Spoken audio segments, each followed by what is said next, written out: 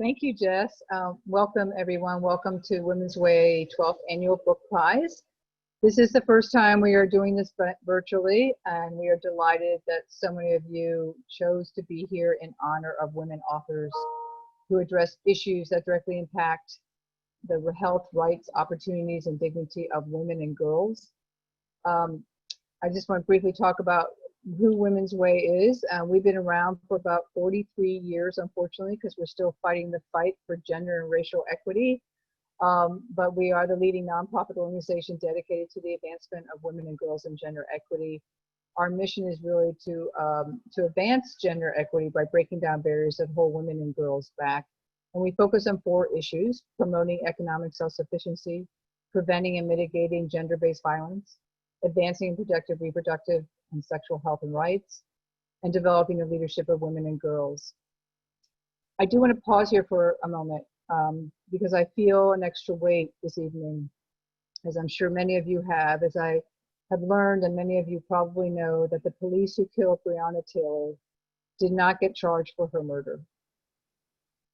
This is another painful, ugly, and unjust moment in our nation's long history of denying that Black lives matter, and another example of racism and sexism playing out in America.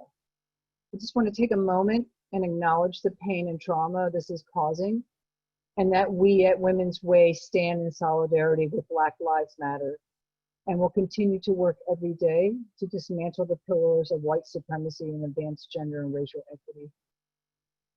But while we feel this pain at this moment in time, we also share the joy of honoring female authors who have the courage to write about issues that impact women and girls and deepen our connections with each other, through better understanding our own challenges, aspirations, and contributions.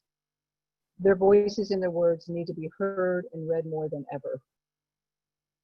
So the Women's Way Book Prize has been an integral part of our history. It was established in 2007, and it honors the legacy of Ernesta Drinker Ballard, a Women's Way founder, first president of its board of directors, and extraordinary champion for women and girls. Each year, we honor a female author or co-author for her work in advancing the dialogue about issues impacting women and girls.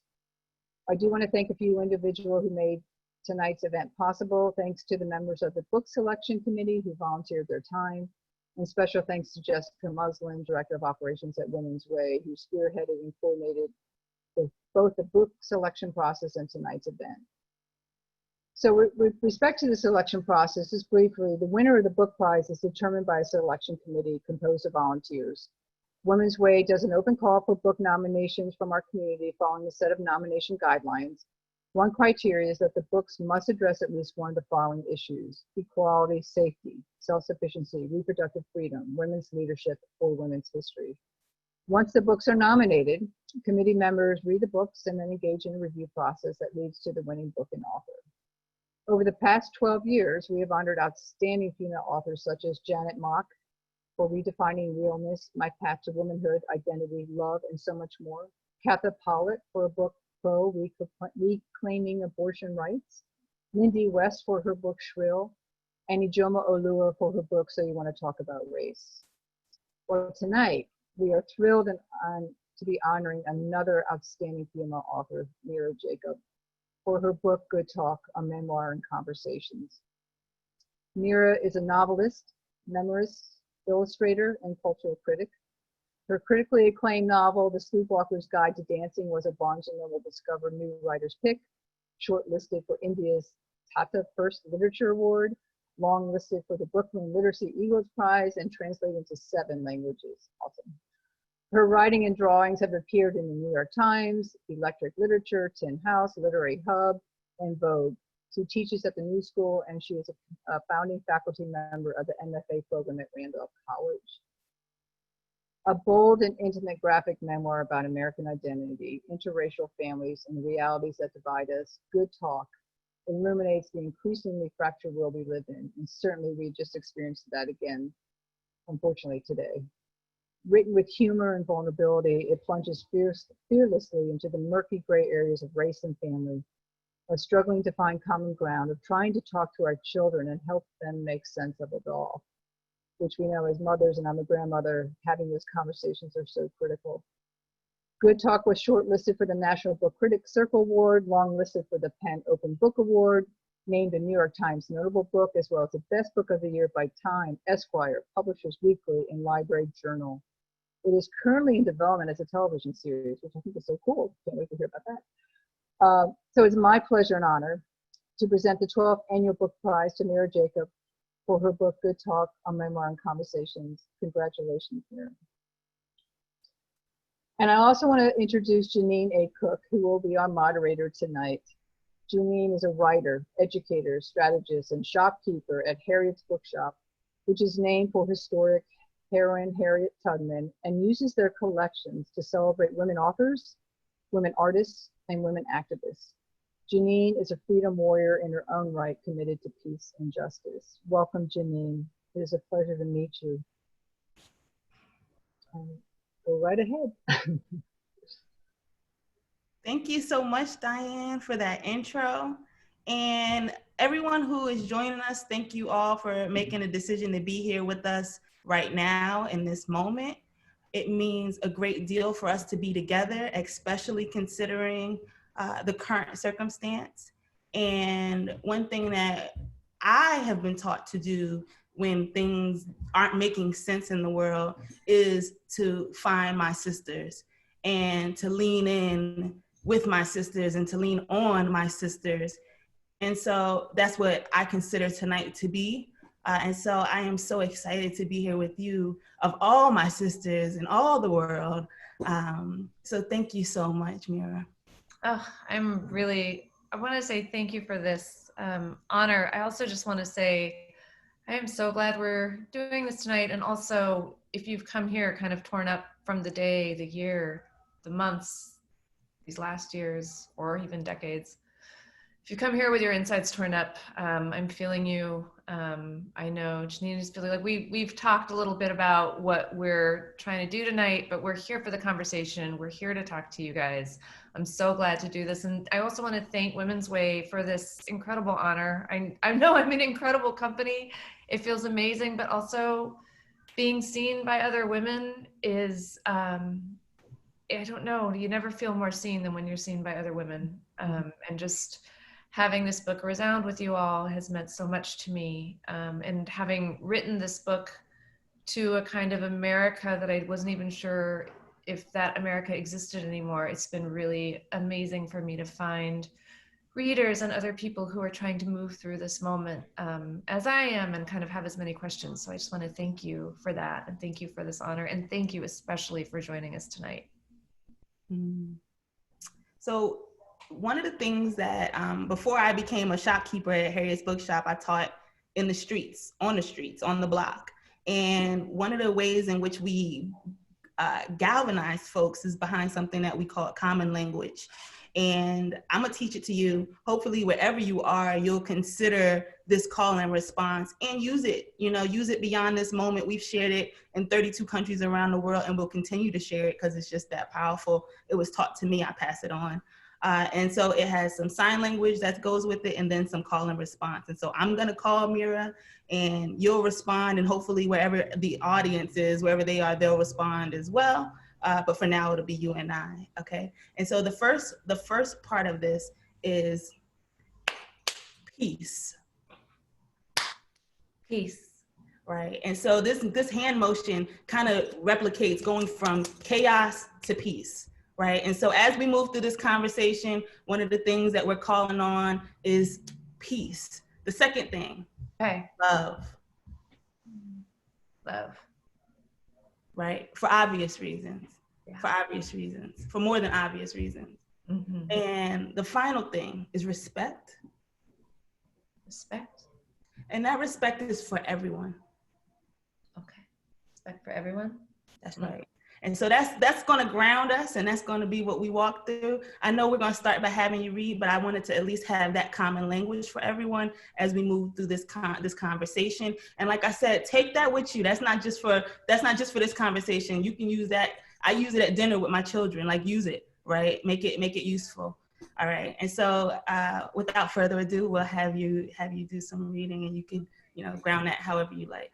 just want to say I love language more than anything, so it's such a gift for you to give me some extra. That's amazing. Okay, I'm gonna share my screen. One sec. Oh, 1 second. Okay. Okay, here we go. Let me see. Okay, sorry, we gotta go here. All right. Can y'all see that? Okay. Full screen. Here we go. All right. Can you hear me? Give me that. Okay. So you guys, this is, I'm going to read you a couple chapters. This is specifically from a section in the book. The book is about my relationship with my son, and when he started asking questions about it, what it meant that he was brown and his grandparents are white and Jewish, and his father and I are, obviously his dad is Jewish and I'm Indian. He started asking a lot of questions about race, but this is, this section that I'm going to read you flips a little bit back and forth in time, and it's about the run up to that 2016 election, and it's also going to go back, you're going to see us go back in time a little bit to when he was little, because that time also holds a special place for us. So, chapter 37, October 31st, 2016. What happened to going as Michael Jackson? Not 3 years in a row, Daddy, sheesh. Right, okay, so soldier it is. No, I'm the head of the FBI and the CIA and the Army, and I do special ops. Special ops? You know, like moonwalk if the situation required it. Another Donald Trump. We've seen 3 tonight already. Oh yeah? Yes, zombie Donald Trump, vampire Donald Trump, and Donald Voldemort Trump. Hello, Brooklyn. Are Grandma and Grandpa still voting for him? Last I heard, yes. Maybe they changed their minds about it. Maybe. Maybe we should call them and ask them to please. Nope. But if we beg them, absolutely not. Because you guys aren't talking anymore? Sweetheart, I need to tell you something, a kind of grown-up thing. Your grandparents aren't going to change their minds about this. It's just not going to happen. And I don't want you asking them to do that, okay? But aren't they scared that Donald Trump is racist? I don't think they think of him that way. So he's not racist? No, he is. But I don't think they're really looking at that part. And we're still talking, by the way, just left often. And they still love you.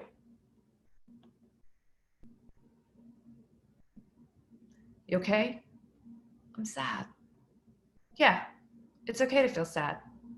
I'm sad too. Chapter 38, how it happened. Can you tell me again? Which part? I was big, right? Yes. 8 pounds, and you came out with connected eyebrows and all your hair, and you looked like a little man. And then what happened? And then we stayed in the hospital for a few days. And you didn't recognize me once. The medicine made me woozy, so when the nurse came by with this loud crying baby, I said, "Whose baby is that?" And she said, "Yours," like I was crazy or something. And I had a mohawk. High and fierce. Grandma tried to comb it out, but it wouldn't stay. It made us laugh. And Amma?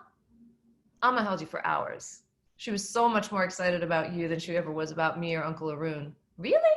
Definitely. And then Obama got elected. He did. We had all our friends over to watch the election results, and we took turns holding you. Did you know he would win? No, it's funny. I went up and down Philly with flyers for him, knowing he deserved it more than anyone, but I still didn't think he would until he did. Why not? I guess by that point, I was just so used to the best person not winning if he what? Nothing. And then what happened? And then we cried. We cried and cried and cried. All of you? Everyone. You ever hear that expression, I had to pinch myself to believe it? Yeah. That is a real true thing that happens sometimes. Your brain is so surprised by something, it feels like you must not even be you anymore. You're weird, Mommy. Did Daddy cry? Yes. Daddy never cries. That's true. But he cried for Obama? He cried for you. He cried because our new president was mixed race just like you. And if America believed in him, suddenly there was this new place for you in the world. And then everybody danced.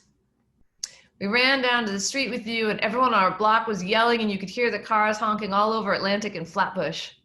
Was I yelling? No, you were asleep. You were just a little baby. I think I remember it. Yeah. Yeah, I remember everyone, and also the fireworks. There were fireworks? Yes. They were all over the sky, all over the whole city. Boom, boom, boom. I remember.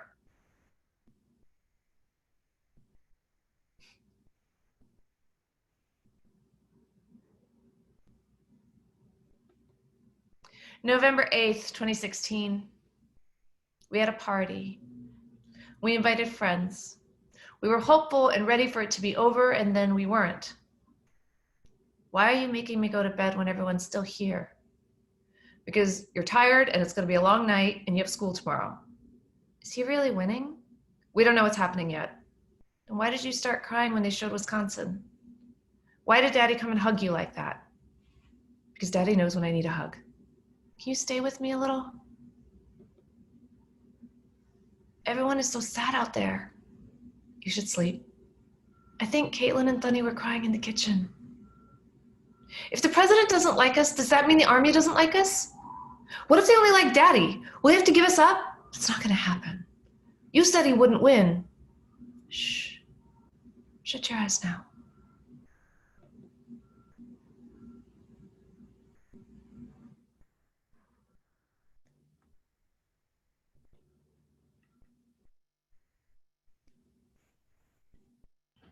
All right. Yeah, and that's an intentional pregnant pause right there. Yeah. Moment. Yeah, it's a lot. All right, y'all. So I'm managing a few things right now. You all are in the chat and hopefully communicating with each other and leaning on each other. That's the whole theme for me tonight. I'm a lean in. I'm a lean on because I need it. And so that's happening. And if you have questions, hopefully you're placing those questions in the Q&A so I can add those into the dialogue that Mira and I are about to have. And then, of course, you and I are going to connect as best we can in this moment. All right. And so I have my copy here at Harriet's. I'm here at Harriet's. I have lots of copies for anyone who wants to come pick their copy up. And even before now, this book has been, super popular here because it's right on mission with what it is that we do by honoring women authors, women artists, women activists. You just happen to be all three. So, that's kind of cool. And so I want to start in this place where I want to talk about the juxtaposition, right? So we have this memoir that is equal parts, at least to me, serious and hilarious. Equal parts, very, very, very, very, very, just funny and just like, and wise. At the same time that that it's doing so through, very visual representations. And that's for people who might not have had a chance to see this book. Yeah. So I want to just kind of show a little.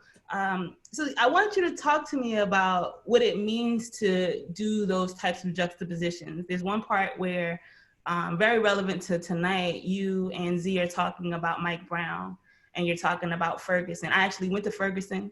I met Mike Brown's family. They were still, like 2 years later, still protesting outside of the convenience store where things kind of sparked off. And you're able to do this in this really graceful way where you're bringing these two things together at once. So can you talk a little bit about, the way that you juxtapose Blackness, whiteness, brownness, and all of this seriousness and all of this funny at the same time? Yeah, I mean, I will say that I think the more wrecked I get emotionally, it's almost the funnier that I get. And I know it's like, oh my God, I'm either going to never get up again, or I'm going to twist this so hard into something that can make my soul laugh that I'm going to find some way to just keep going in it. I started writing this book in 2015, right around, it was two things that were happening. My son was super obsessed with Michael Jackson, and he was trying to figure out, because America is so much about black or white. He was trying to figure out which one he was. And I was like, you're Indian and Jewish. So, well, it was just sort of like, you're not either of those things. And yet we are completely informed by those cultures, and we're informed by our proximity to them. And how do you say that to someone who's like 4 and just wants to know how to do the moonwalk? Like, how do you parse that all out? Like, this is a huge cultural tradition you're stepping into, Indian Jewish son. But knowing that like that there was a part of him that was so, that was understanding things before he had words for them, right? So like that first section you talk about, he sort of, I was trying not to talk to him about the news at all. I was trying to just be like, he's 6, he can't take this, and I'm just gonna hold it all. And then he eventually came to me and was like, Mommy, there was a kid named Ferguson who was shot because he was brown. And I was like, that's not exactly right. And he said he was shot by police because he was brown. And I said, he's black, which means his skin is brown. His name was Michael Brown, and he lived in Ferguson. Like, I was just trying to break it down for him to tell him like what's what. But then later that night, or not too long after that, at any rate, he was like, he kind of out of the blue was like, are white people afraid of brown people? And I was like, oh God, like, why are you, you're 6. How do I answer that? And also, I didn't want to lie. I didn't want to say, because my parents never knew how to talk about racism with me. They were that first generation of Indians. I think they were so far from their family. They were not going home anytime soon. I think they were terrified, and they were trying very, very hard to assimilate quickly. And I think it was just like, align yourself with whiteness, align yourself with not seeing this. I think a lot of mistakes of that first generation, I both feel for them and I'm angered by them. And I feel like I don't want to do that with my kid. I don't want to repeat those things. I don't want to have those same blinders. So how do you say that, right? How do you say that in that moment? So in the moment when he said, are white people afraid of brown people? I was like, sometimes. And he said, how do you know? And I was like, what do you mean? And he goes, how do you know which ones are afraid of you? And I was like, well, you don't always. And then I was like, damn it, that's worse than why did I say that to a 6-year-old? And it's also like, how do you not though, right? Because it was the truth, right? Right, and like, you don't get to not know the truth, right? Mm-hmm. Like every time, and I have a lot of white relatives that say this to us, like, you're really introducing him to a lot very quickly. And I'm like, I'm not the one. You're introducing him to a lot very quickly. Mm-hmm. I'm not the one. I'm just the one trying to help him make sense of it. So, I think part of it was just understanding that some of the questions he was asking me they were so bizarre, and some of them were so painful. So like, he did ask me at one point if, he's like, is Michael Jackson brown or white? And I said, he's black, his skin's brown. And then I didn't know how to explain that either. So I was like, kind of turned white, because he was looking at the album covers, and he said, he turned white. And I was like, And he said, are you going to turn white? And I was like, no. And he said, is daddy? And I was like, no, daddy's already white. And he said, was he always? And it was just one of those things where I was like, how do I explain this to you? How do I break this down for you? And some of the questions were hilarious, and some of them were the opposite. But I felt like if I could just tell it all, to get back to your question, if I could just tell it all, then people would understand what it was like to live in these bodies in this moment. Yes. I know people are in the chat like, yes, so I'm resonating. I'm saying the universal yes for everyone. And one of the things you hit on there that I continuously see throughout the book is this use of questions, right? It's, to me, if nothing else, it's a philosophical memoir, because there are questions in every single piece of it, whether those are questions that Z is asking, like you just said, was he always? That question to me, I was like, I dropped the book when I got to that question. I underlined it. Or like the question when you're asking your dad, did you ever try weed? And I was just like, so and these questions kind of like, they range. So towards the end, there's a part, and I just want to get it right, so I'm gonna read it. It says, you talk to Z about becoming the kind of person who asks questions about who you are, why things are the way that they are, and what we can do to make things better. Can you talk a little bit about the decision to use questions in this way as like the engine for this book? I can tell you, so the way the way that I started it was with this conversation of his, and then I ran to his room, got his Michael Jackson albums, drew us as paper puppets, and put that conversation on top, right? And then once I had that, I was like, oh, I have a lot of these conversations that live in me. So I did a lot of stuff. I taught myself to draw. I just did a lot of different things to kind of make that book. But what I realized in the course of doing that was it was just questions. They were accumulating and they were accumulating. And then at one point, I remember I had this complete crisis. I think it was in 2018, right before the book came out, and I knew it was due. And I was like, I have all these questions and I have no answers, right? Like 0 answers. How are you making a book of only questions? And then I remember, because I was sort of like, oh, you didn't solve racism? Is that what happened? Like you wrote a whole book and you didn't solve racism? And like, so, come on, we don't have all day. and I think also to that point, I think so often when you do bring up these questions, as I will tell you as a brown woman, when I bring up those questions, people are like, well, then what's the answer?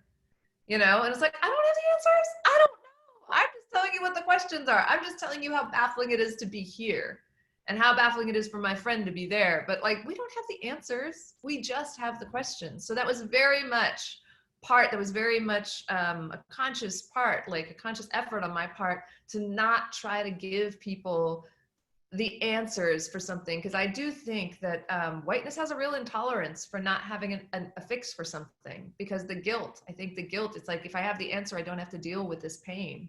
And I don't want to have to do that work. I just don't. I want to be able to kind of let those questions live, and also invite people into a space where they can let those questions live too, where we can all learn to do that together. So one person just put a question in there, so I'm gonna share it as they come in. Ashley, I'm wondering if I should start preparing what to say to my 5-year-old daughter if Donald Trump is reelected. Any advice on what to say?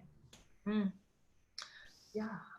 So I will tell you at this time 4 years ago, I felt like maybe it was like, in my brain, it was like 25-50. 25% being that he would get elected, 25%, or sorry, 25-75. So I was like, I'm pretty sure this isn't going to happen, but it might. So whenever we talked about it, I was like, listen, if this thing happens, but it was sort of in that tone of voice, that tone of voice is gone. I think I want to be careful about what I say here, because I think it's important to speak both our intentions, and I also think it's important not to fall into speaking disaster into the world so that people just walk into it because that's what they expect. So I want to say, I think we have a chance right now to fight. I think we have a chance to turn this around. I absolutely do. Should you also be prepared to talk to your 5-year-old daughter about what happens if he's reelected? Yes. And you should have lined up what the fight is going to look like. You should have lined up, look, this is what it's going to look like to keep fighting going forward. Like, you have to have that place.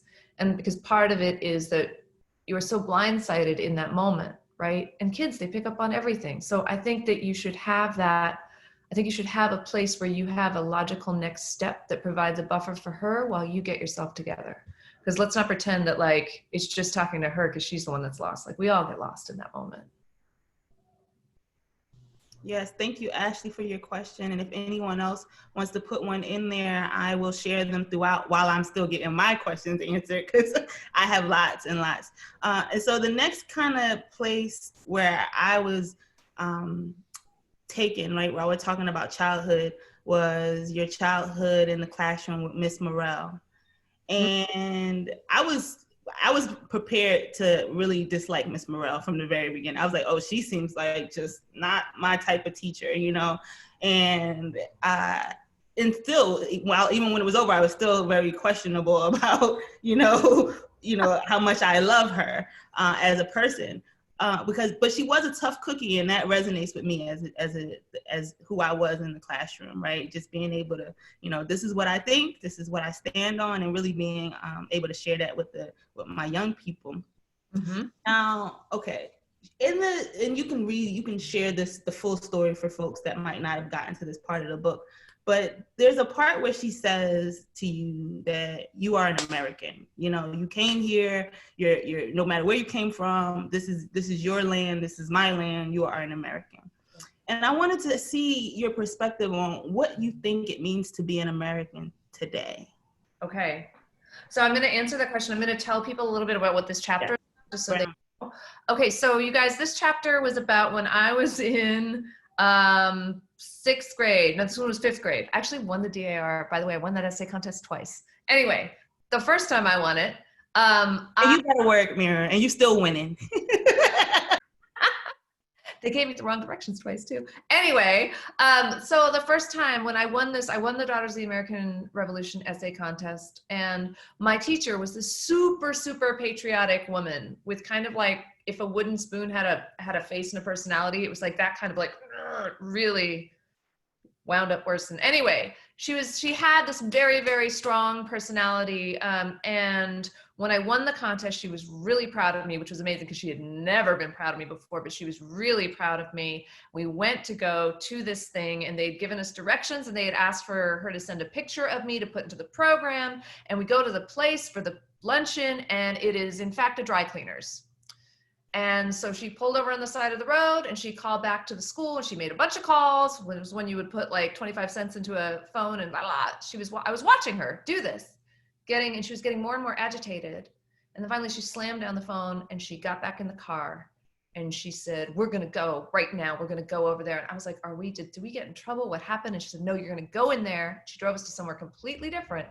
She said, "You're going to go in there and you're going to read your essay and you're going to do a great job," which is really exactly what you want to hear when you're like 12. Anyway, I read the essay. I actually don't remember much about reading it, but the women were surprised when we showed up. They were like, "Oh, it might be too late to do this now." And Miss Morell was like, "Oh, she's been practicing. Oh, you're going to have her on that stage." I read it and we went to the car afterward. And that's when, as you were saying, I thought that I had messed up. I mean, by the way, just so you know, I thought I had messed up with her until I was like 19 and I was in college and I suddenly remembered this whole thing. Yeah. Lived it wasn't me. But she basically said, she said, "I don't want you to ever let anyone tell you that you're not an American. You are an American." And I was 12, so I was like, who did I let tell me I wasn't an American? And I was sort of embarrassed. I thought I'd messed up somehow. But she said it again. She kind of grabbed me. She's like, "You're an American." And the way that factored out in my brain was that there are two very, very different kinds of patriots in this country. And one is the kind who looks at somebody like me and says, "You will never be American. I will always be able to tell you how much or little you deserve to be part of this country. And I will say that to you, never mind that you were born and raised here, never mind how much you contribute to our society or what you try to do for our children, our families, our communities, anything. I don't care. I'm the judge." And there's the other kind of patriot that truly believes that, like Miss Morell, I am an American. Both of those things are really complicated. I included the Miss Morell story because I think there are people who read that and think of her as a champion and a hero. I don't necessarily feel that way. I think it's complicated. I think I'm also an Indian American, and there was some way in which she said it that made me nervous about the Indian part.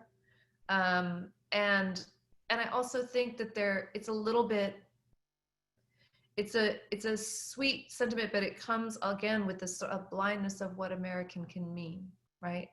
Because that same person, that same patriot, do they consider the Native American population Americans? What do they consider our role in this country? What do we make of the fact that we are in a country that was started with colonialism and continued a kind of, rampant murder and enslavement and violence against Black and brown people? That is also our history, right? I don't think Miss Morell would have said that's our history. But I know that's also our history. It took me a long time to figure out that that is also our history. So what it means to be an American to me, because I am an American, is to carry that legacy, to know where we came from and how we started and whose lives this country was built on, and to carry that complicated legacy. I carry that complicated legacy with me everywhere. Right, and it's okay to talk about the ways, like not even okay. I would say it's an honor to talk about the ways that this country has gotten it wrong, in addition to the ways in which it's gotten it right, and to try to have one or other of that conversation you're leaning a little heavy in either direction at that point. My mother is Trinidadian. She doesn't consider herself to be American at all. And she lives in the country sometimes, but she's just, she's Trinidadian. They say they Trini to the bone. That's what they say. And so that's who she is. And it's interesting because being raised by this woman who's from a country where there are like no white people really, like barely any. And my conversation about white people is so limited. Like we didn't talk about white people because white people weren't in our purview, right? And when they were, that was their honor to be able to be in our purview. But that wasn't our main dialogue. So it's interesting how different parents kind of navigated, especially again, being an immigrant and being in this country and kind of not being in this country at the very same time. Yes. Also, my parents immigrated to New Mexico in 1968, and they were the third Indian family. I remember that. The state. Which was serious and funny to me. I was just like, what? Okay. That's serious and hilarious. That is like, according to who? According to the other Indians. Yeah. Like, that's how we know that. Keeping track. The only people who were keeping track, right? So we have some more questions that are coming through. That I think are great questions. Thank y'all for sending them. Keep them coming. So Samantha says that she is so inspired by your creativity. She said, how did you teach yourself how to draw? Were you always an illustrator? Okay, I wish I would like run behind me and get my journals from my bookshelf. But yes, I always drew. Always drew. And I've always loved drawing, but I wasn't I didn't know how to do faces particularly well, and I also didn't know how to reproduce things with a consistent style. So that was really what I was teaching myself in the 3 years that I kind of came up with this book. And the way I taught myself, really no kidding, is I watched YouTube videos on drawing. And I watched those because our country, like as our country was getting more and more heated, those are the things I calm down with at night. It's super unsexy, but I would like lie in bed and watch videos on drawing, and I would spend a lot of time, like 3 weeks, being like, that's a nose, this is a nose, this is how far a nose is from a lip, that kind of thing. And just teaching myself that. And I taught myself 4 different, like just how to do all of these different kinds of software to make a book, all that stuff, because I knew that I was the only one that was going to be able to make the thing that I really needed to make. And just to say to you all, because it's a group of women, and I really feel like it's important to say this. I'm going to be 48 in like 6 months, 4 months even. I was doing this in my mid 40s. I didn't get my first book published until I was 40.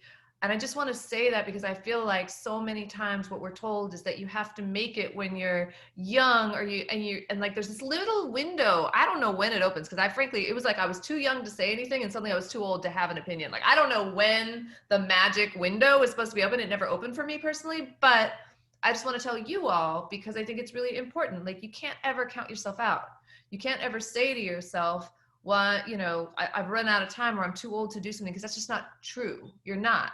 Like the patriarchy is the patriarchy, but you can teach yourself things. You can try for things. There's nothing that, like, when you do that, when you show up for yourself, that is real. That has a marked impact on your life. So just to say that to y'all. Yeah. And that's another one of those universal yes, because I can't hear all my sisters say yeah like we would if we were all together. I can't hear all this if we're, so I have to reenact all of it. And that resonates with me totally, right? So we have this bookshop. We opened February 1st. We're shut down March 15th. 6 weeks. We had a good 6-week run of what it means to exist in the traditional sense. And the same thing, like everyone told me that, what are you doing? You're up against Amazon. You're not going to be able to survive. You're in Fishtown. It's racist down there. They're going to set you on fire. Like every bad thing that was possible for somebody to tell me could happen has been said. And so what? And I couldn't get it out of me. You know what I mean? I couldn't stop myself from doing it. And so thank you for listening to that voice that wouldn't stop bothering you, and encourage that for everyone. Another question from Ami. One thing that has been really difficult for me and my multiracial family is that I agree with you. I have been speaking up for fellow people of color, since I could see the microaggressions and understand them. I am exhausted. I am at a point where I am not responsible to help my white friends and family members with white fragility. But distancing myself from them is so difficult, as I love family and having my son be around family. I can't be around people who will not stand up for me and my son and call out microaggressions. Any advice on how to manage the emotional trauma that this causes for a mother? Beautiful question. Beautiful question. I just want to say I feel that like all the way through my whole body. That's exactly the place that I was in when I wrote this book. I wish I had like a planet for you. I wish I had a planet for us. But what I can tell you is the thing that's gotten me through these moments is finding my sisters who are living with the same pain, who are living in this straddled world of where they have to deal with this, finding the people that don't think I'm crazy, that don't think I'm making up too much, like they're making a big deal out of something, that have a place for it. Because I think part of what happens to me in that situation is the feeling that I'm the difficult one, and I'm the one that just doesn't let things go, and I'm the one that makes things difficult for everybody. And I just don't think that's true. I just don't think that's true. And I don't think you are either. So I feel the mourning of what it means to look at some of those relationships and realize that those people aren't going to take care of you the way that you need to be taken care of. I would just say to you that there are people in the world who will. They just might not be your family. They're going to be your chosen family. For sure.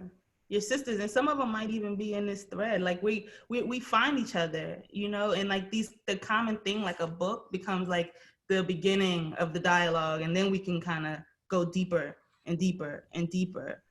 So another question, I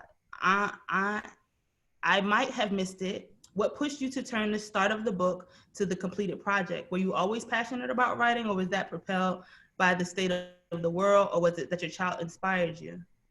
No, so what it was once I did that initial conversation with me and him, and it was up, I put it up on BuzzFeed because I just had a feeling that a lot of people would relate to it, and then they did.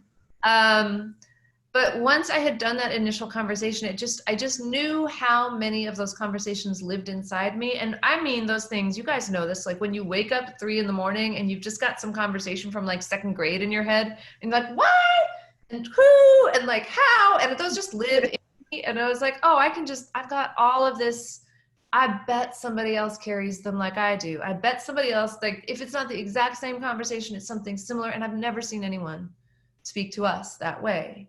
I wanted to speak to my people, right? Like what, and that's not a census box that you can check off. That's literally the people that live in this place and know this feeling. So the reason that I turned it into a book is because I just realized how many that I had and how much I would have to learn to do the book. I was like, oh God, if I would have known all that I would have to learn, I would have like put the covers over my head and gone to sleep. But I was like, okay, so you're just gonna have to figure out how to draw better than you can draw, and then also do some software, I think, and like then you're gonna make these tiny mini plays. That's a thing you're gonna do. You're gonna figure that out. And then I did. And it was such a joy to turn to that instead of the news every night.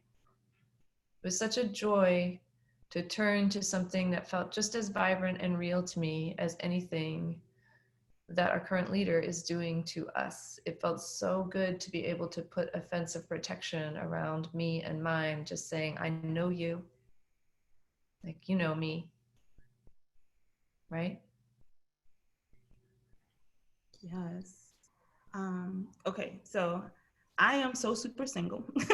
And so when Indian Matchmaker was being talked about on Netflix, I like put it on my calendar. I was like, I want to know, like maybe that's the direction I need to go. And one of the things that was such a surprise to me watching that show was how much people were like, I need somebody fair. I need somebody fair. I need somebody fair. And you tell a great story in the book about fairness. And I hope you'll share that a little bit, and then just talk about the effects of what it means to grow up fairly different.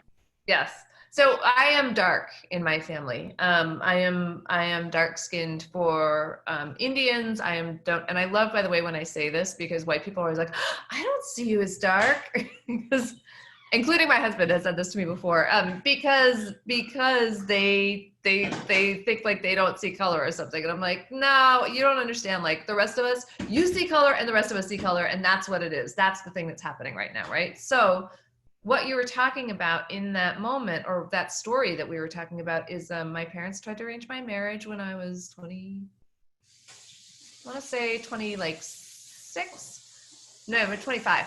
And they tried specifically to set me up with somebody, a friend of my father's friend, and they wanted me, they said, you know, why don't you meet him? And all of India weighed in and said, why don't you meet him? It'll be so great. And everybody got involved, my great uncle, my aunt, everybody was calling me saying, it'll be so great, it'll be so great. He's this neuropsychologist, you're gonna love him. And so I called and I left a message and I was like, hey, I'm Mira, why don't you call me, our fathers or friends. That would be great. Like, it was just the most goofy message. But anyway, it was, I think, reasonably nice. He never called. All of India was like, what do you mean he never called? I was like, he never called. And they're like, forget it. Like, what is he? They started all calling him the psychoneurologist. They were like, forget him. If you're not good enough for him, forget him. And I was like, wait, how did it happen? Like, what just happened? Like, everyone wanted me to call this guy. I called him. He didn't call me. Okay, so then my mother goes to India. Goes to India like 4 months later. And she comes back and she's like, Mira, I heard. What happened? And I was like, oh boy, what happened? And she said, so I was talking to your great aunt, and she said that his aunt said, we've heard she's very plain. Is she very plain? And your aunt said, well, she's no beauty, but she's a nice girl. So they didn't want to meet you. And I was like, thanks. That's like, you know, I mean, that was already, I was like, thanks. That's great. So I just needed someone to tell me I was ugly. Thanks, guys. And she goes, no. It's not that. It's that you're not fair. So nobody will ever think of you as pretty. You know, it was like, and she was like, but that's okay. And I was sort of like, because I know this to be true of my family. And it's not, by the way, just prettiness. It's not just like the vanity of prettiness. There's a whole lot of things that go along with fairness, which include that you're somehow smarter, you're more able to handle things, you're a little closer to civilization, whatever that means. You know, it's like, there's a lot of things that come along with fairness. And for example, when I'm in India and I talk to men, one of the most common things they say to me is, you're so confident. And the way they're saying it is, and you have no right to be, right? Because they look at me and they're like, why would you be? And so growing up with that is brutal. Having my, you know, I will say in my mother's defense, because she said that thing of like, why would it matter to you? But she also said, you know, when I was little and they tried to bleach my skin, she was like, absolutely not. And when I said to her, like, what is that? And she's like, it's ridiculous. It's ridiculous. It has nothing to do with you. So my mother was fair, but she also didn't, you know, she didn't want me to feel that thing. It was also just a way of the world to her. It was like, this is just a way that people are, and we don't need to engage with it. But of course, when you're little and when you're 47, you engage with it. You engage with it. Because when you walk into a room and people assume that you're not as smart or bright or capable because your skin is darker than they would find beautiful, it's a lot to carry. Very much so. And the thing is, so at one point I was a part of a teaching team that went to Kenya, and we had youth from 16 countries around the world come together. Mm-hmm, and this phenomenon of fairness is not just in India. It's not just in America. This was a global phenomenon. Yeah. Every country had a word, had a phrase, had a type of soap, to enhance this idea of colorism, and to create this divide based on who's closest to white. And so, like, it's just, go ahead. What was your experience with that growing up?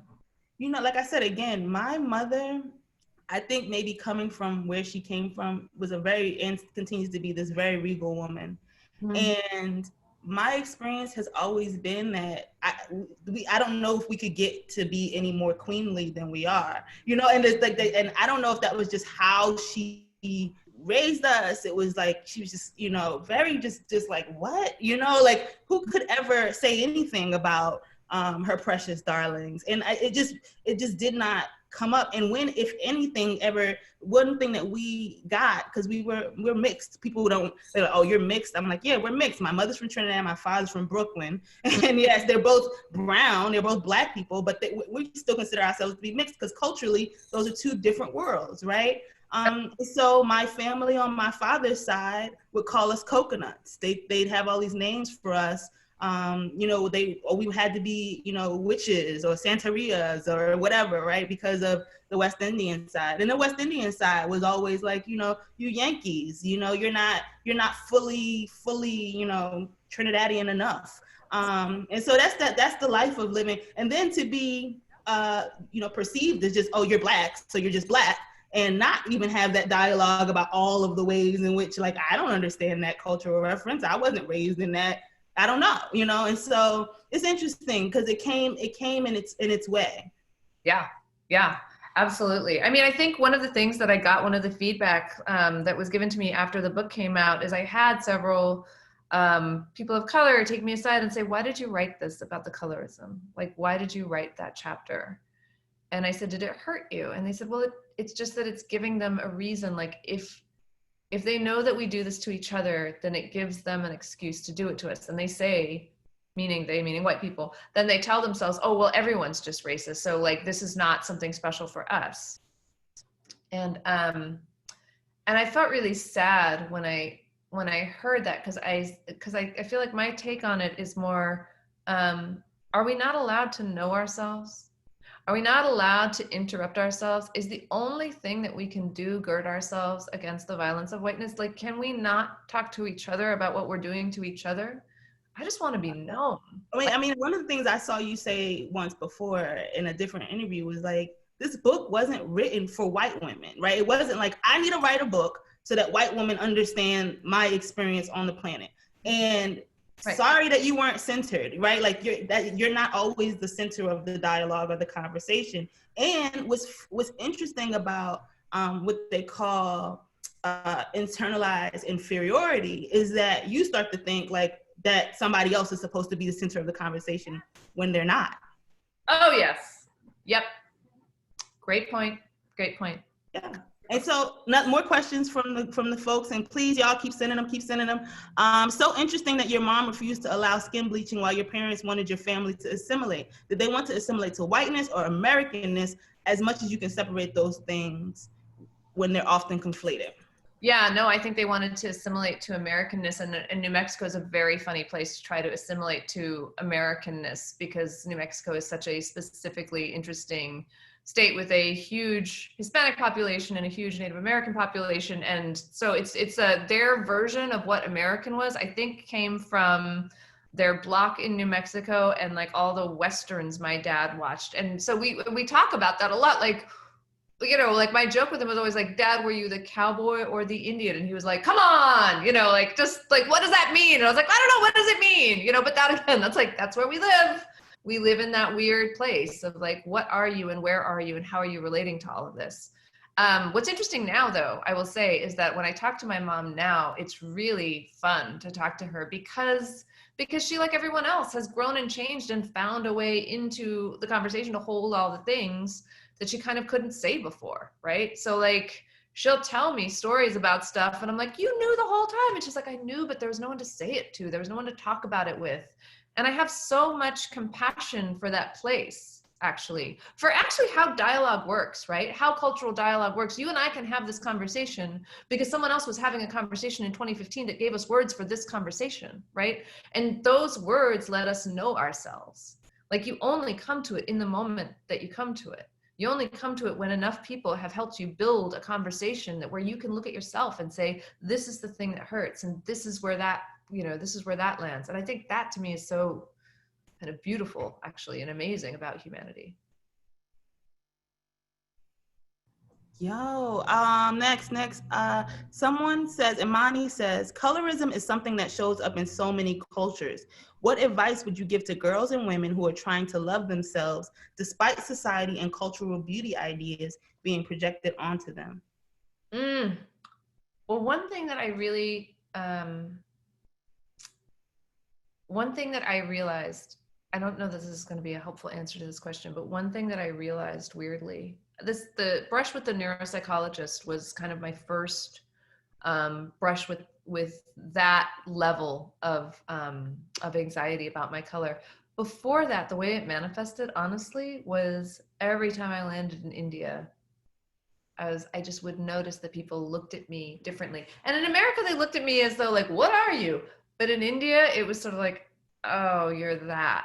And it was a palpable sort of disappointment and shunting me to one side, to the point where when I was little, I would wait, like right before the plane landed, I would go into the bathroom and I would look at my face and I'd be like, remember what your face looks like. Remember what your face looks like, because it must look different down there. It must look different. That's why they're like that with you. Which is to say that once I understood that, like once I was old enough to be sitting in that seat and not have to run to the mirror, I was like, it's not that your face changes, it's just that they don't like it. That's all it is that they don't like it, right?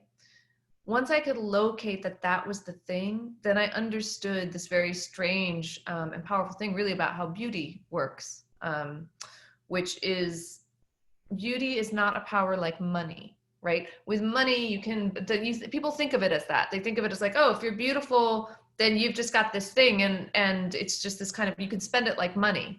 That's not actually how beauty works. Beauty is a power given to you by the eye of the beholder. And it's a power stripped from you by the eye of the beholder as well. And once I understood that about beauty, I knew not to try to like, I was like, oh, that's not gonna come for you. That's not your race. You don't even have to interact with that. And I know that sounds silly, but honestly, I didn't grow up feeling too dark, except in those moments where I had to be exposed to those people. Other than that, I really found a place to kind of gird myself, like just really hold myself away from it, where I was like, that's their trip. That's their trip. I can't worry about that. I can't worry that they think I'm dumb. I can't engage with that, because I know that there's something in me that is bright and interesting, and I'll find my way forward. And I know that sounds really Pollyanna-ish, but I feel really lucky that that happened. And I also remember understanding at some point, like understanding how many things work that way, frankly, in our system. Weight is the same way, right? In America, weight is the same way. Like if you gain too much weight, people are suddenly put you on some spectrum where you can no longer be considered beautiful. That's ridiculous. It's ridiculous. You have to find a way. The world is not going to give you that love, but there are other people that will, and there are ways to love yourself through that. And that is real. That's as real as anything else that's out there. I really do believe that. So when we're jumping around, because I'm like trying to get to everybody and my questions too, I want to talk about your in-laws. And what does it mean to still be in family, to still be what we consider family, while showing up on such different ends of the spectrum politically. And this is important as we get closer and closer to this election, where every one of us is a part of a family of some sort, and where no one is agreeing 100% on how things should move forward, right? And so what does that look like now? And you can give folks the background from the book as well, so that they understand why I'm asking about your in-laws. Yeah. Okay. I do want to, I will get to that 1 minute. I just want to say one thing, because I saw something in the chat that said racism is a unique experience. Without strong parental base and foundation, you will struggle with PTSD. I just wanted to say to that, in case I wasn't clear with what I just answered, in how I deal with it myself. I absolutely think that's true. I hope none of what I was saying is, you just have to feel great about yourself, because that's not what I mean. I just mean that there's a place that exists outside of those views, and that is a place that you are allowed to grow into, and you're allowed to turn yourself toward that place. Yeah, I didn't hear that either. I didn't hear like, the world is great. Like I didn't hear that. And Imani, if you're somewhere and want to jump in the chat and make sure that you got your question fully answered, feel free, okay? Okay, so in-laws. Whoa. Okay, so one thing that I should say is my father-in-law recently died. And he was an avid Trump supporter. We had a lot of talks about it over the last couple of years. My mother-in-law is dealing with a lot right now, and I love them. I love them for a lot of reasons. I love the grandparents they are to my son. I love the parents they are to my husband. I love the ways that when they choose to show up, how deeply they show up. That is real to me. It is painful to me that they will never show up for me that way, as far as I know. Something could surprise me. I would will the world to surprise me. But my in-laws voted for Trump. We had several talks about it. It was an open wound in the family. I tried very many times to reach them and say, this is really painful. The thing that you're doing is really going to change the quality of my life and your grandson's life. It's going to hurt our communities. It's going to be an enormous toll. And they've never had to live with that kind of toll in the same way. Although I will say they're Jewish, so it's not that they are without an understanding of what it's like to be at the mercy of a bigot, right? It's just that they couldn't locate how that would work for brownness and blackness in America. And I don't know what to say about the fact that they can't locate that, other than that part's extremely painful for me. But I have a space in my brain that I just leave open for the idea that that could change. And I just want to say why I have that space open, because I think the thing that Donald Trump does more than anything is he damages our imagination. Like, he damages our ability to think of what better might look like. And he takes away all of our avenues. And so when I hold out a space for the idea that they might change, to me, that's an act of resistance. That is an act of standing up in the face of all of his ugliness and everything he would have me believe, and saying, I'm going to hold this door open. And it's keeping that space open keeps me from shutting down in the rest of my life. It's the only way I know how to keep walking through this moment. I also surround myself with people of color a lot, so that they and many of them are in this position as well. And so that they can say to me, and I can say to them, you are not crazy, your wounds are real. I see them, I hold them, you know. Someone said, and thank you, because I know having to relive conversation after conversation after conversation, sometimes it can be a lot. Mm-hmm. Someone says, I teach my daughter her race is human and color is brown and ethnicity is African American and black is a label. And like, it's interesting, like how different people, like there is no formula. There's no, hey, Mira Jacobs has the way to do this moving forward with all children. Like, no, and so. In case we covered it already, there are no answers in this book. Right, exactly, from the beginning, right? Like, this is the question book. The answer book is the next one you'll write later. Writing that book. Okay, so I wanted to and I made him come and do this thing, and because I'm like, oh well, we got sons. Well, here's my son. I was just like, he was like, I have homework. I was like, okay, this is homework too. So this is my son, Messiah. And I bring him to the conversation because Z is so central to your book. And I think that there is no book without Z and all of his questions and all of his, and then also like, I don't want to talk about this anymore. Like, and I totally relate. And he is also a huge Michael Jackson fan. So all of these commonalities with my sister. So you can completely understand. And so there are a few questions about Z, right? And so I'm kind of gonna combine them in my own way. Yep. So most people are asking, what questions does Z ask you now?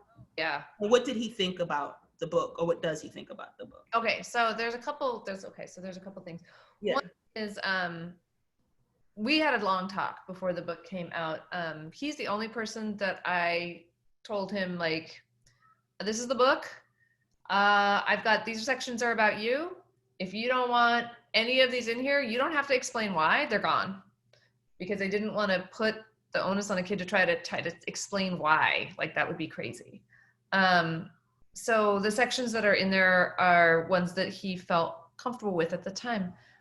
I will also say that I'm really aware of the fact that that will change. I'm sure at some point he'll be like, why'd you write that damn book? Why'd you put in my feelings? Why? You know, I mean, as you become a teenager and you just want to not at all be related to your parents, it's like, why did you put this tie to me in the world out in public? It could be something like that, or he could be like, why did you talk about our family this way? Why did you let everyone know this pain we're carrying around? All of that, I think, is real. And when I decided that I was going to publish this book, the kind of letter I wrote to myself was, you have to be able to answer those questions for the rest of your life. You're never allowed to be tired of that question. You're never allowed to be tired of explaining yourself in this way. That's the bargain for writing a book like this, where you put a kid in it.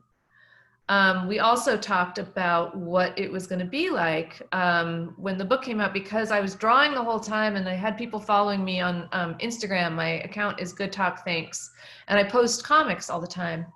And people started recognizing him, right? Recognizing my son when we were in public, and they would be like, "Oh my God, it's you!" And he was sort of like, "What is this?"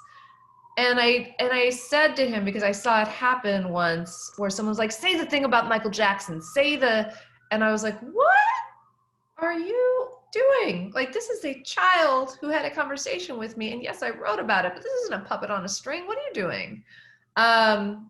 And I said to him then, I was like, "Look, people might have, you were a little boy when I wrote this. You had some very innocent questions about race. And it was like explaining race to a 6-year-old is like explaining it to an alien from another planet. You're like, why are humans? I don't fear. I'm just going to tell you this stuff and it's going to have to make sense. You're not that boy anymore." He wasn't that boy by the time this published. By the time he was 8, he was not that boy, right? So what I said to him about the book coming out, I was like, if anyone ever asks you to perform some version of yourself, first of all, the person in the book is not you. You are so much more interesting than anything I could ever get into a book. And that's just real. Like, you are wildly more interesting. So you don't have to be this version. You never have to be your mother's version of you, for the love of God. But also, if anyone asks you to perform yourself, that person is not a friend. And you were allowed to walk away without even an explanation. And he was like, "I am." And I was like, "Yeah, you don't even have to say goodbye. Like, you can just," he was like, "Really?" And I was like, and he goes, "Not even excuse me, sir?" And I was like, "No, just like gone, just like run away." Right. And he did. And that did happen a few times with the book, where he was like, "Someone's asking me to perform myself." And he just ran right by me. And I was like, where he is now, he is a 12-year-old boy.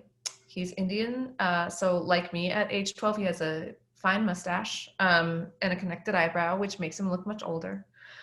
And he's getting fucked with. Pardon my language, but he's on the street now. He's a Brooklyn kid. He's out in the world.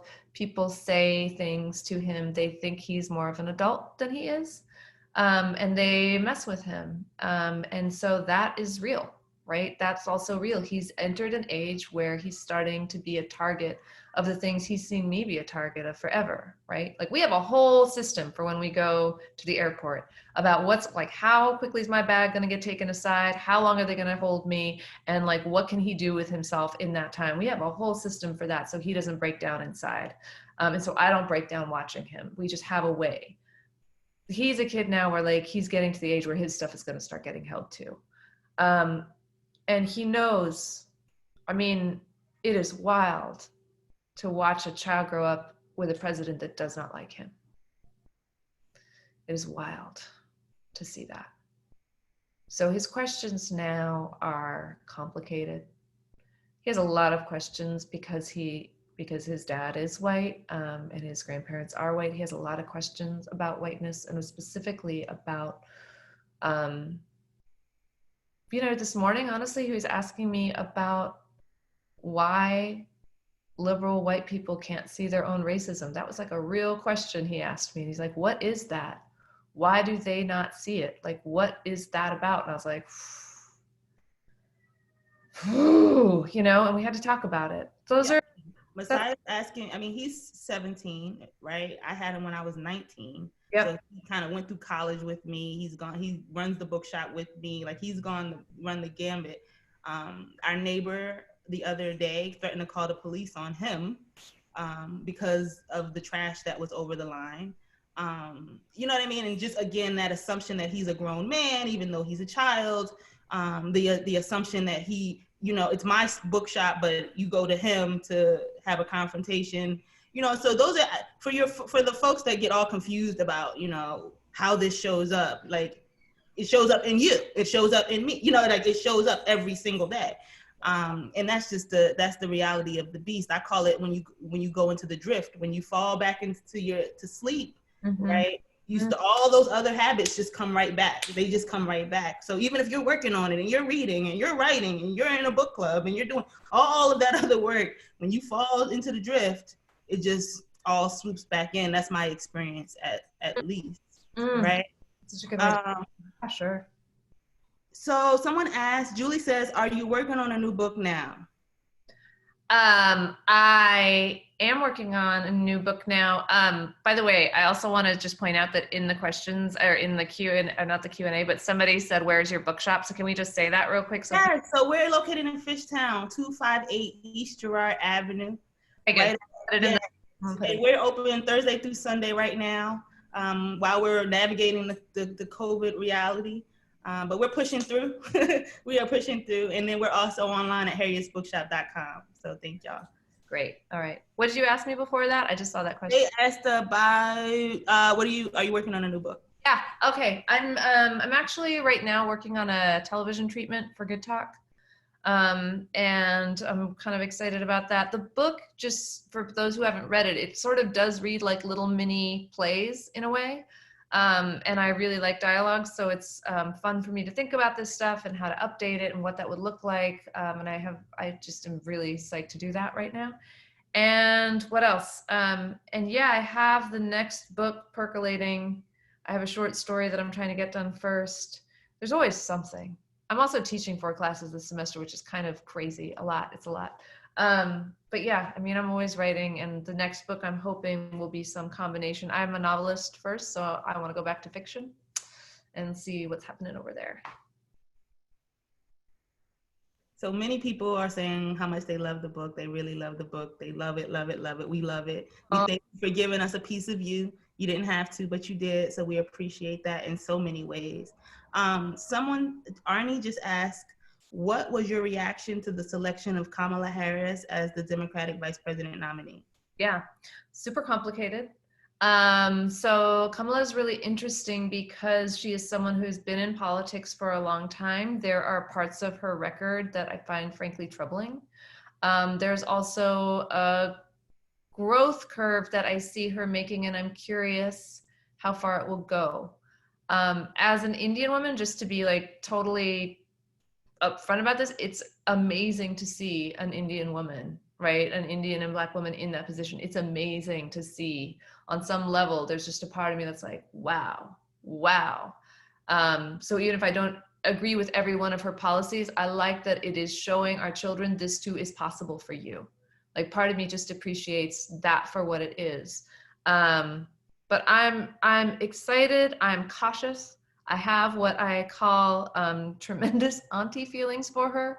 And auntie feelings, just so we're clear on that, like, aunties for me are some of the best things that have happened in my life have happened from my aunties that looked out for me, that protected me. And some of the worst things that have ever been said to me have been said by my aunties, who have like whacked me back into place and like cut me down when they think I'm getting to be too much. And also, frankly, I never know with certain aunties when they're going to align themselves with the patriarchy, when they're going to align themselves with the things that keep us down. And I have that feeling. I hold that feeling for Kamala. So I have hope and I have auntie feelings. And no matter what I have for her, I have a lot more faith that I will get an accountable human being in her than I will ever get in a man who calls his wife mother.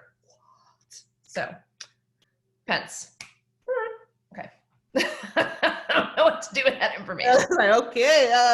Okay, I'm gonna go back into the question. like, oh, yeah. All right. So Catherine asked, you had a graphic short story in the New York Times of your family's coronavirus journey across the country. Do you find yourself revisiting some of the themes from Good Talk and the writing you have been doing during this pandemic? Yeah, I mean, those are more kind of, I did write that one story. I have another story that I'm sort of percolating on. That's a drawn story, but right now, the drawn stuff has taken a little bit of a back seat to trying to figure out how to write for television. I'm in the learning phase again. Mm. I'm never as happy as I am when I'm trying to learn a new thing. Yeah, no, I get it. Study how it's done and see how other people have done it and then make my own rules and like, what does that look like? Like this book, I had all these rules for myself because I work best. I think my creativity really thrives best with rules. So like I had a rule, I could never give the characters any expressions on their faces, right? So then the dialogue and everything had to be really carried by the action in the dialogue. And so like that kind of made me contort in a certain way. I'm kind of figuring out what my rules would be for writing television and studying how other people do it and kind of figuring out like, how is this form going to live in me? If it does, like, how is that going to take flight? All right. Thank you, Catherine. And the last one that's in the Q&A for now is, she says, sorry about all the questions. You don't have to be sorry because this is a sister chat and you can be a part of a sister chat as much as you like. The fair conversation is something I have been thinking about a lot lately. I asked my father, why is it that some Indian people cannot accept that Kamala is half Black? It's infuriating. My father's answer, you are 100% American. I'm 50% American. He immigrated and became a citizen. So we are accepting. 0% American are not accepting. It was an interesting answer. Wonder if you have any effective anti-racist conversations with your Indian family. I have not found a way to even approach the conversation or approach colorism. Oh, okay. Yeah. So we're talking about Indians and anti-Black sentiment. Is that what, okay. I was trying to kind of dial into what that question was. That's a huge problem with our community. It's a huge problem. And yes, I have found ways into the conversation and they're not particularly graceful. They are, what did you say? And why did you say that? They're conversations that. And I like, can you say that again? Yeah. I like to let people hear themselves say things that. Yes. Yeah. Take the needle off the record. I didn't always know what to do. I was taught in, very strong thing in my culture is respect your elders. So there's a very strong kind of like, you will let an elder say whatever they want to say, and your feelings about it take a back seat to your respect for them. I had to come to terms with the fact that I actually don't believe that's true when it comes to anti-Blackness in our community and colorism in our community. I just don't believe that's true. I just don't think their opinions matter more than mine, and I don't think I have to tolerate them. I just full stop don't. So that's led to a lot of awkward dinners. It's led to people that don't invite me over to their house, but it's what it is. And it's also, I think it's really important, somebody asked me about the work I'm making right now. One of the short pieces, like just a one-off I did, was when I talked to Z when the uprising started happening. I was saying to him, he's like, oh, so this is happening because white people, and I was like, and brown people. And he's like, wait, what? And I was like, and brown people too. Like white people do this and brown people do too. And he was like, oh no, like just the look on his face, because he was like, I don't want to know that we do that. And I was like, yeah, but we got to know that we do that. We can't not talk about the fact that we do that.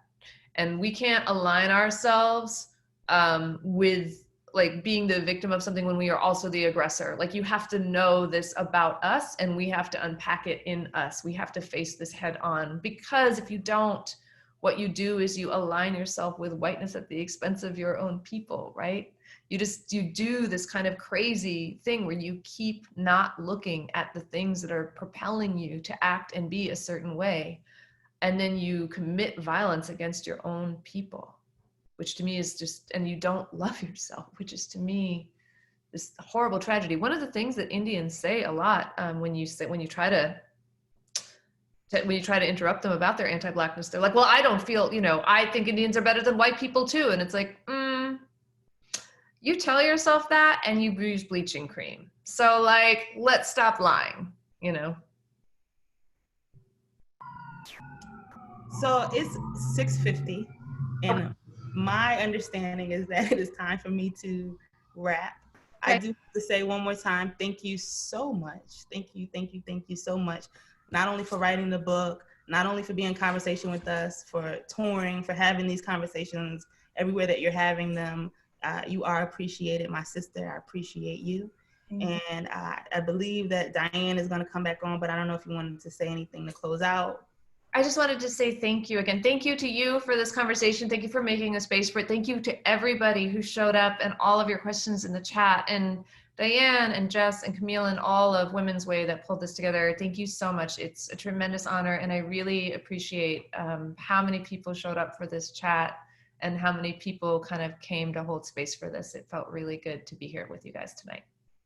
Well, I just want to say thank you to both you and Jeannine and Mira. Jeannine, you just facilitated an amazing, authentic, honest, open conversation about very important topics that affect the lives of all of us. And Mira, you're just, I don't know, your energy, your honesty, you're a beautiful person, and I just been moved by this conversation. And I just want to leave like what you said, let questions live and create a space to let those questions live. That is the antithesis of white supremacy culture.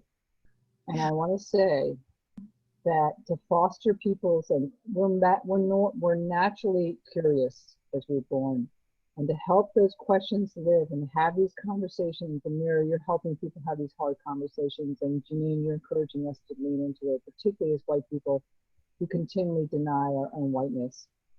This is an important conversation, and I think you've given us tools, and I think you've given us confidence to have these and continue to have these really important conversations moving forward.